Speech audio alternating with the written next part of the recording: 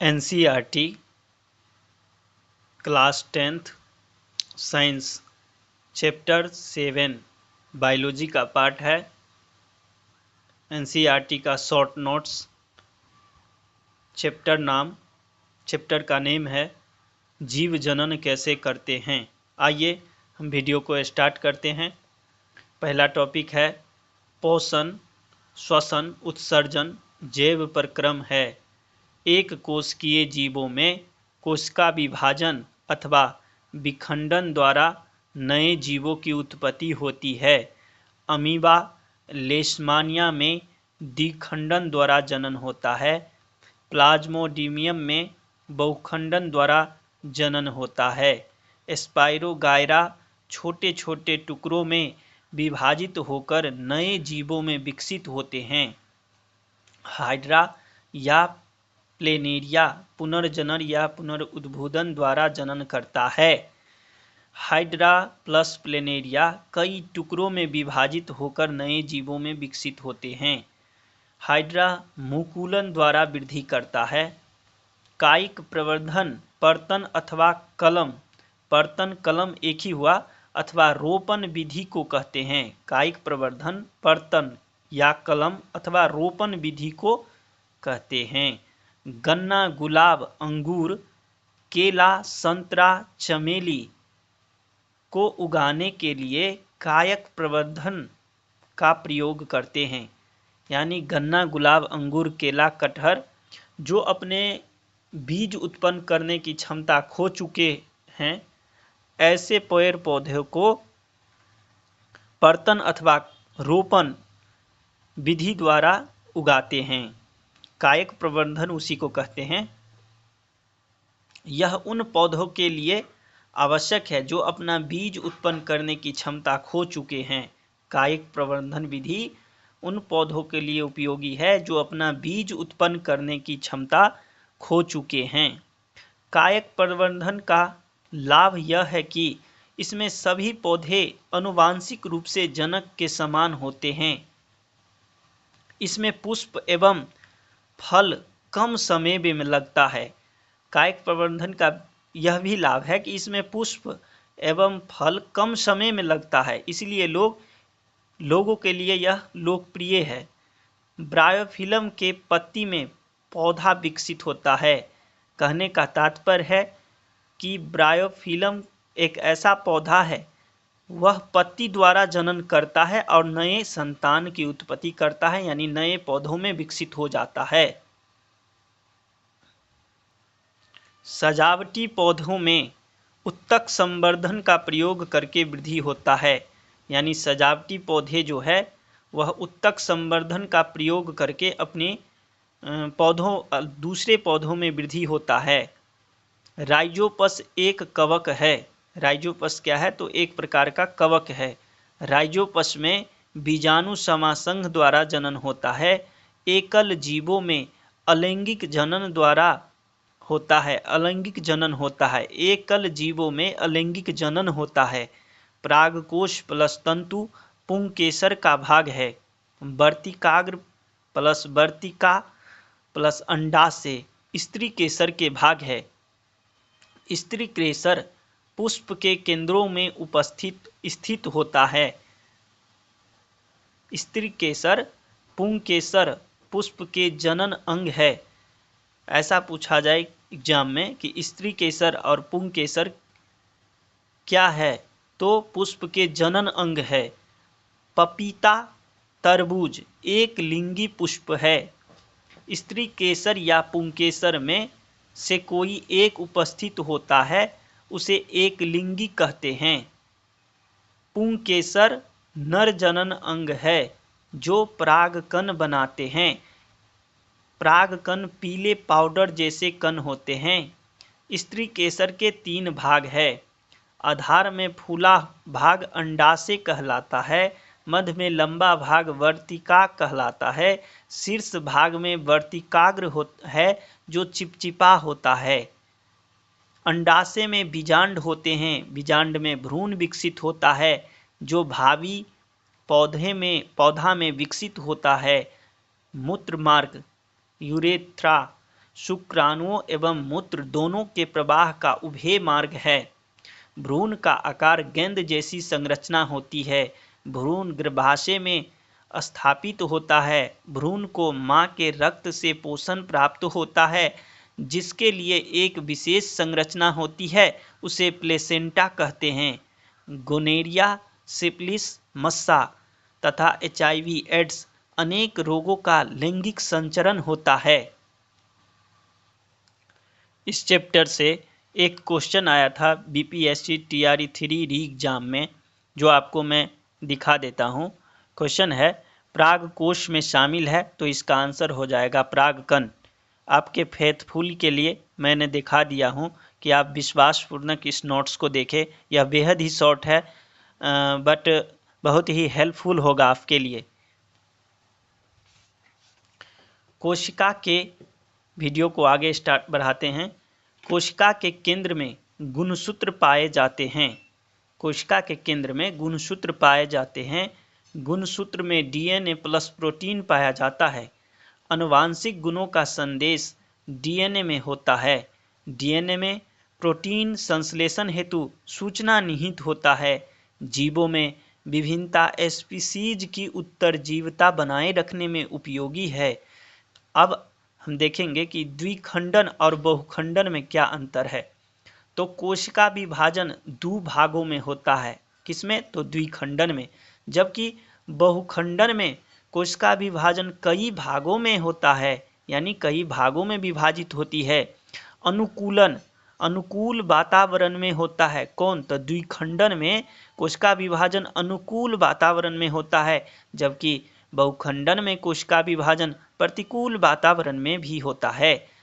द्विखंडन में अमीबा, लेशमानिया और कालाजार के रोगाणु में, यानी कि द्विखंडन कोशिका विभाजन द्विखंडन अमीबा और लेशमानिया और कालाजार के रोगाणु में होता है, जबकि बहुखंडन कोशिका विभाजन मलेरिया और प्लेज्मोडियम में होता है। स्पाइरोगायरा में खंडन द्वारा जनन होता है। पुनरुद्भूदन या पुनर्जनन को अलैंगिक जनन के अंतर्गत रखा जाता है। कोशिका उत्तक अंग शरीर का निर्माण होता है, यानी कोशिका से उत्तक का निर्माण होता है, उत्तक से अंग का निर्माण होता है, अंग से शरीर का निर्माण होता है। फाइनली जड़ द्वारा गाजर में, यानी जनन जो होता है जड़ द्वारा गाजर में होता है, पत्ती द्वारा ब्रायोफिलम में होता है तथा हल्दी में, आलू, अदरक में तना द्वारा प्रजनन होता है। कृत्रिम तरीका से पौधा उगाना पर्तन कलम अथवा रोपण विधि को कहते हैं। कृत्रिम तरीका से पौधा उगाना जो है उसे पर्तन कलम अथवा रोपण विधि कहते हैं। ब्रेड पर धागे जैसी संरचना को राइजोपस कवक कहते हैं। राइजोपस में बीजाणु समासंग द्वारा जनन होता है। विखंडन, द्विखंडन, बहुखंडन, पुनर्जनन, पुनरुद्भवन, मुकुलन, कायिक प्रवर्धन बीजाणु समासंग विधि में अलैंगिक जनन द्वारा होता है। यानी ये जितने विधि है जनन के, इसे अलैंगिक जनन के अंतर्गत रखा गया है। अलैंगिक जनन में कम विभिन्नता तथा लैंगिक जनन में अधिक विभिन्नता होता है। कहने का तात्पर्य है कि अलैंगिक जनन में कम विभिन्नता देखने को मिलती है, जबकि लैंगिक जनन जैसे मनुष्य में होता है इसमें अधिक विभिन्नता देखने को मिलती है। विभिन्नता जनन में अगर पाया जाता है तो यह अच्छी बात है, इसे निगेटिव के अंतर्गत नहीं रखा जाता है। कोशिका विभाजन दो प्रकार से होती है, एक समसूत्री और दूसरा अर्धसूत्री विभाजन। समसूत्री विभाजन में गुणसूत्र की संख्या 46 होता है। अर्धसूत्री विभाजन में 23 में होता है, यानी 23 जोड़ा करके होता है। जिस जनन कोशिका में भोजन संचित रहता है उसे मदा युग्मक कहते हैं, यानी मदा युग्मक में भोजन संचित रहता है। देखिए ये मैंने NCERT से संक्षेप किया है। अगर कुछ आपको त्रुटि लगे, वैसे मेरे हिसाब से मैं same to same point notes किया हूँ। पुष्पी अगर एग्जाम में पूछा भी जाता है तो यही पॉइंट्स पूछा जाएगा। पुष्पी पौधों में लैंगिक जनन होता है। पुष्प में नर युग्मक परागकण में बनता है और परागकण में परागकोश होते हैं। यही question BPSC TRE 3D exam में अब रिसेंटली पूछा गया था। पुष्प में मदा युग्मक बीजांड में बनता है।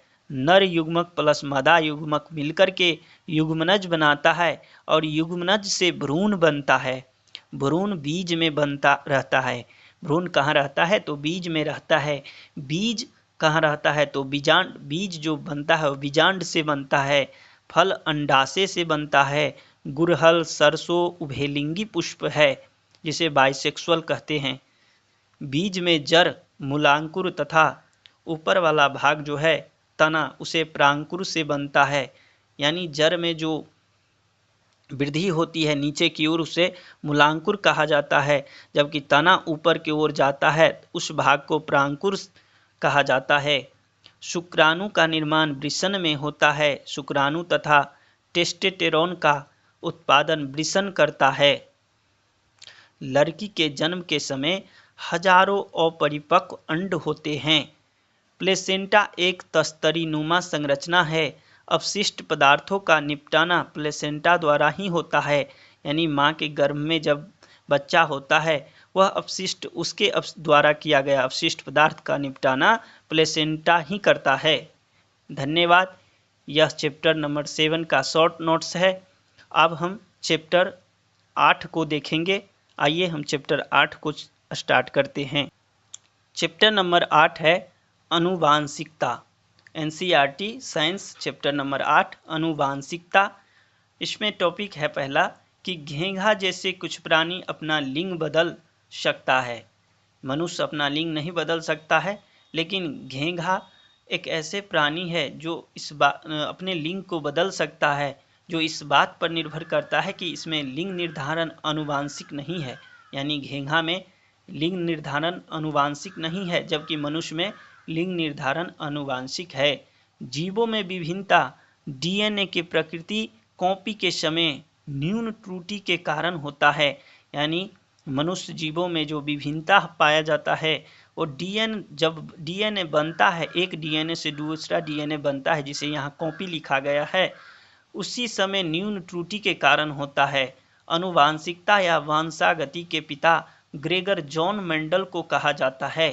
22 जोड़े क्रोमोसोम को ऑटोजोम कहते हैं, जबकि XY को लिंक क्रोमोसोम कहते हैं, जो 23वां जोड़ा है। नर में 44 प्लस XY होता है, जबकि मादा में 44 प्लस XX पाया जाता है। टोटल क्रोमोसोम की संख्या 46 होता है। घेंघा जैसे कुछ सरीसृप में लिंग निर्धारण ताप पर निर्भर करता है कि संतति यानी संतान नर होगा या मादा। अगर घेंघा में अधिक ताप दिया जाए तो उसका लिंग परिवर्तन हो सकता है। लड़का लड़की होने का क्या संभावना है? तो 50-50% संभावना होती है। F1 पीढ़ी के पौधे, इसमें बहुत लंबा दिया गया था जो कि मैंने इसे शॉर्ट में लिखा है। F1 पीढ़ी के पौधे अपने पैतृक लंबे पौधे के समान थे। निष्कर्ष है जो मेंडल के द्वारा किया गया था। तो इसमें देखा गया कि F1 पीढ़ी के पौधे अपने पैतृक लंबे पौधे के समान थे, जबकि F2 में 25% छोटा पौधा देखने को मिलता है, लंबापन दिखाई देता है तथा बौनापन छुप जाता है। F2 का कैपिटल टी 1 से लिया गया है, जबकि रेशियो में है ये। कैपिटल टी और स्मॉल टी 2 को दर्शाता है, स्मॉल टी 1 को दर्शाता है। अगर ये रेशियो एग्जाम में पूछा गया तो सीधा याद रखना है 1:1। जब वस्तु, ये आपको NCERT class 10th chapter number 8 का नोट्स है और 7 भी इसी में है। छोटा चैप्टर था इसीलिए मैंने दोनों को एक ही वीडियो के अंतर्गत रखा है। ये देखने में बेहद ही शॉर्ट है, बट बीपीएससी टीआरई एग्ज़ाम में बहुत ही क्वेश्चन पूछा गया है। आप इस चैनल से जुड़े। लाइक शेयर सब्सक्राइब जरूर करना न भूलें। धन्यवाद।